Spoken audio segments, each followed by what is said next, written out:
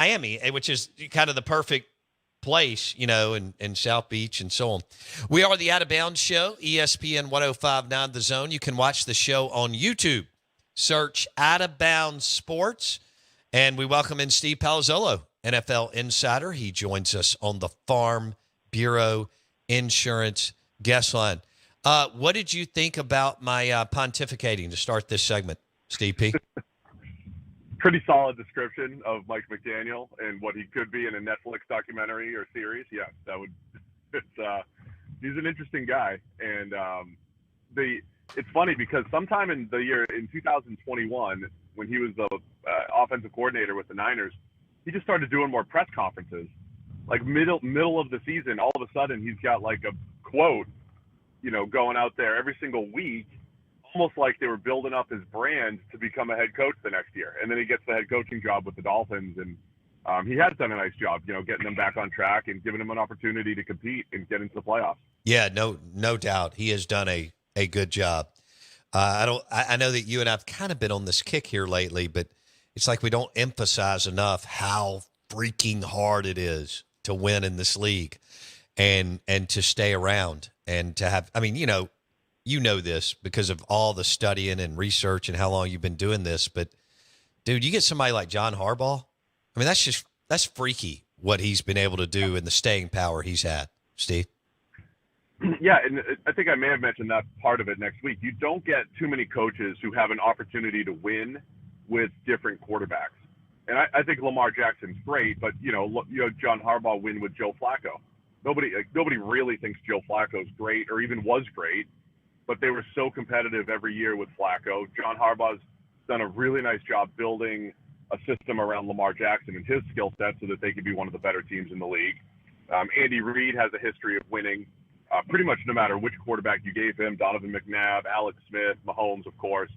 So you only have a handful of those coaches that have proven to be, let's say, QB proof as much as they possibly can.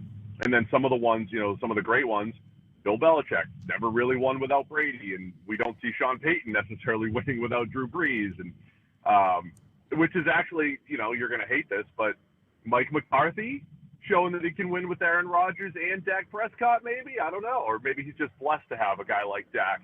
But it is difficult to see coaches win with multiple quarterbacks and have that level of success. I'd like to throw out Tom Coughlin with the Jaguars and the Giants, and he did it with an Usually expansion teams don't win out of the gate. I don't think he'll ever get the credit of what they did from 97 to 2000 down in Jacksonville. Yeah. We've had Jimmy Smith on the show and in studio and blah, blah, blah. Jimmy's my favorite. I don't know if you know this, but that was my team, the mid-90s Jags. That was my favorite team. Mark Brunell was my favorite. We could spend a whole segment, if you want, talking about Brunell, Jimmy Smith, Keenan McCardle, what Tom Coughlin did. Yeah, that was an amazing – people don't realize, in 96, their second year, the two expansion teams went to the conference championship games, the Panthers and the Jags. That's nuts. Second year of their existence. I know. Keenan McCardle, God, I loved him. Right when I started playing fantasy football, Steve.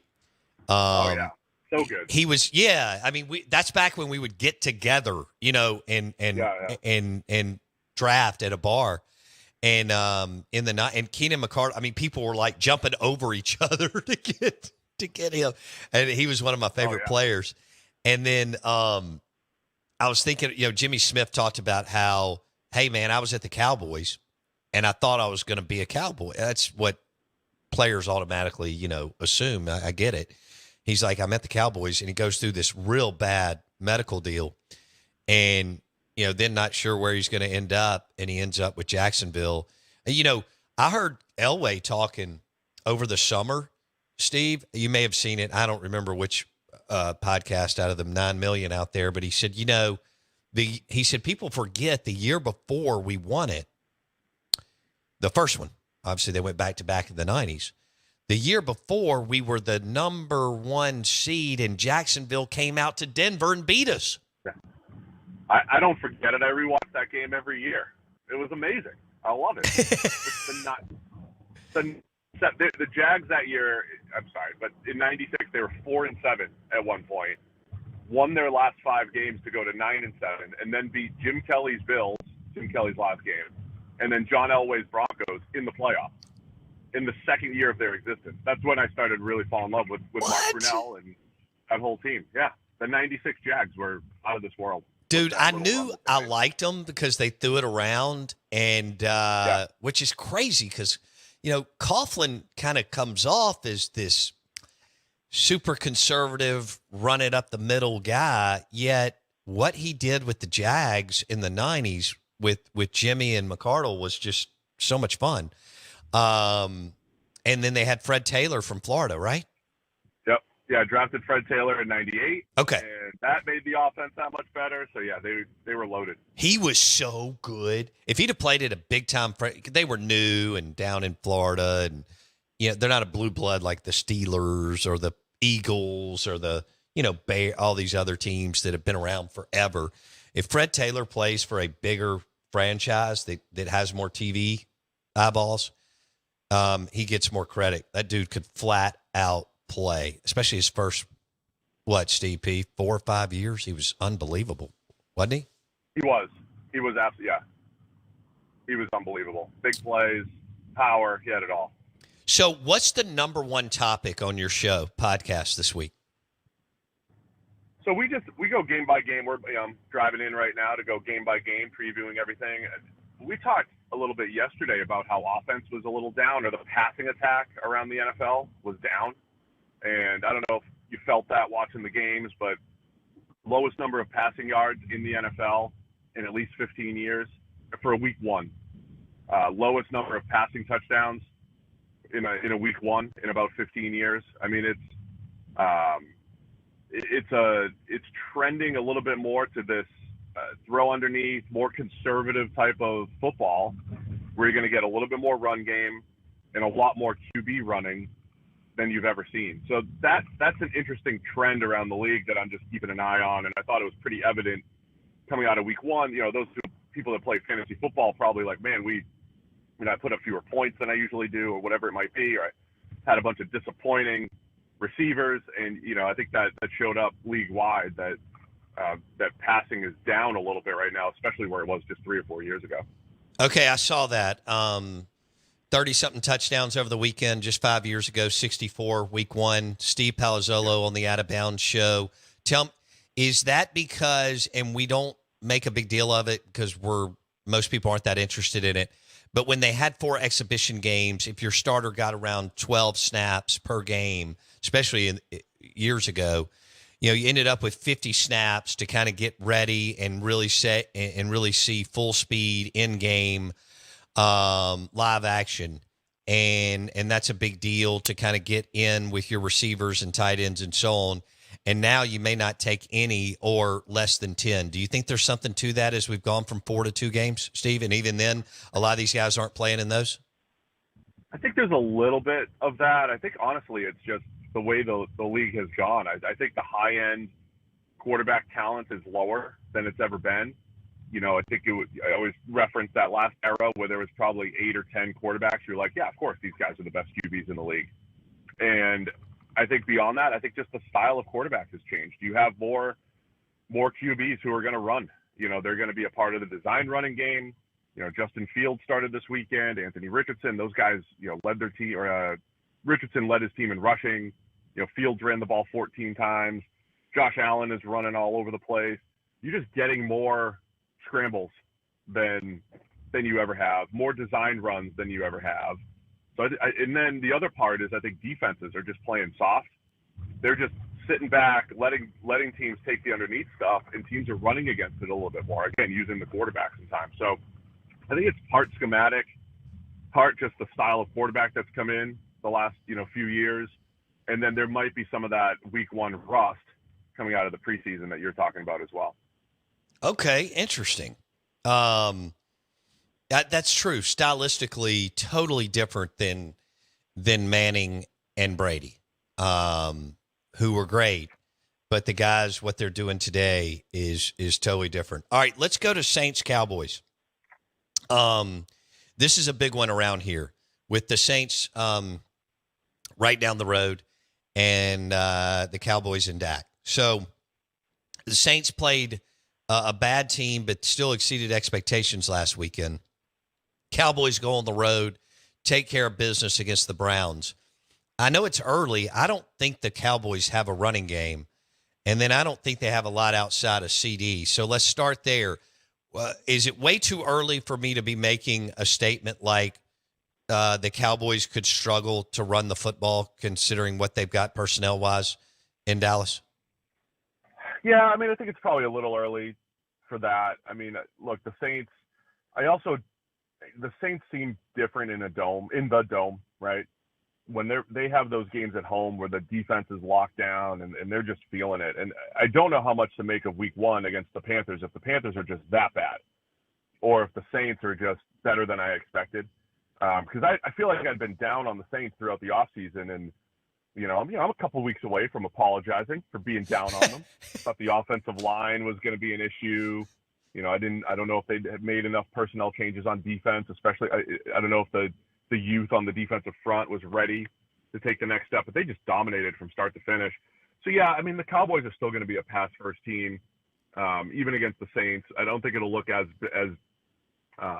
difficult for the offense as it was for the Panthers last week, moving the ball against the Saints. So I think the Cowboys will still be a pass first team, and then they just have to figure out how to best sprinkle in the run around that, and then come January, use it effectively to balance things out with Dak and the passing attack. Oh yeah, that's right. You're anti-running, and I'm okay with that. I mean, at least you've taken a stand, and it's answers, right? So if the defense gives you the run, you have to be able to execute it, right? You don't need to establish it to pass. That would be my stance on it. No, I like where you're going. I was visiting with, I know you do the same thing. I call as many people, especially former players, coaches, and kind of, pick their brain. And yesterday, someone that I respect said, we were talking about the Mississippi State-Arizona State game, and I'll get back into the NFL, but he said, I don't understand why Jeff Levy thought he needed to run the football. If they can't stop you passing, keep throwing it. And sometimes I think coaches are like, oh, but we've got to do both. And I think sometimes the way things are presented to you in a game, why? So, all right, if Ferguson, the tight end, is out or not healthy, I don't think there's a lot after CD. I think Cooks is solid. And then, and if they can't run, this could be one hell of a game in Dallas, Saints at Dallas at 12 o'clock our time. How do you see it if Ferguson can't play? Yeah, I mean, that's where, look, first off, I thought Dallas did a great job early last week getting CD Lamb involved. I mean, you hear some of the complaints around the league of why wasn't Martin Harrison Jr. targeted in Arizona, or why wasn't this guy, put into the game plan more? And I thought Dallas did an awesome job of putting the ball in CD Lamb's hands, moving him around, featuring him early on, and that was a big part of them getting up. And then, of course, the touchdown to Brandon Cooks against the all-out blitz was beautiful. Dallas, my concern with Dallas is definitely that depth at receiver and then tight end at some point, right? Coming into the season, it feels like I like Ferguson. I like what they've done there, but it feels like they were deeper the last few years as far as general pass catchers go. You can include the running backs in that, having Tony Pollard a couple of years ago and everything. So they just feel like they're not as deep as far as pass catchers. And that's where if a team will take CD Lamb out of the game or give him the extra attention, you need more than just Brandon Cooks. So it is a bit of a concern because Ferguson's really athletic. I think he'll do a nice job when he's healthy, but I think the lack of depth could come back and bite Dallas. It might not be this week, but I just think over the course of the season, there'll be games where, again, you need answers, right? And you need answers when the team, when they allow you to run or give you the ability to run, you run. When they take away your number one, you have to have a 2, 3, and a 4 to go to, and that's what I'm concerned about is when CD Lamb gets the extra attention, does Dallas have enough options in the pass game? Steve Palazzolo on the Out of Bounds show. His show, Check the Mic. He's with the 33rd Team. Obviously, they got a show, podcast, YouTube, everything else.